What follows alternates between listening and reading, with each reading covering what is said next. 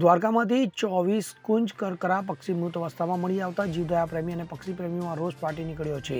નાગેશ્વરના ભીમ ગજા તળાવ પાછળ શિકારીઓ દ્વારા 24 વન્યજીવોનો શિકાર કર્યા હોવાનું કહેવાઈ રહ્યું છે. તો ફોરેસ્ટ વિભાગની ટીમો દ્વારા પેટ્રોલિંગ દરમિયાન શિકારીઓ રિક્ષા અને પક્ષીઓના મૃતદેહ છોડી ફરાર થયા હતા, જેને લઈ ફોરેસ્ટ વિભાગે મૃત પક્ષીઓનો કબજો લઈ અજાણ્યા ઈસમો વિરુદ્ધ ફોરેસ્ટ વિભાગે ફરિયાદ નોંધી આગળની તપાસ હાથ ધરી હતી.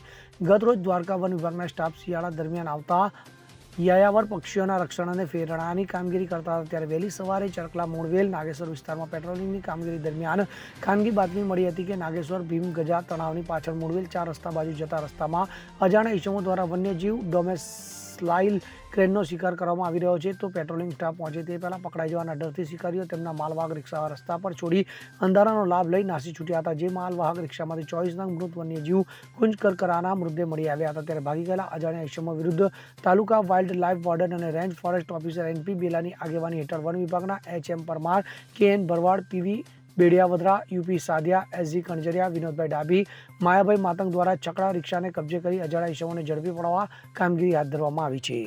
Bureau report CN24 news.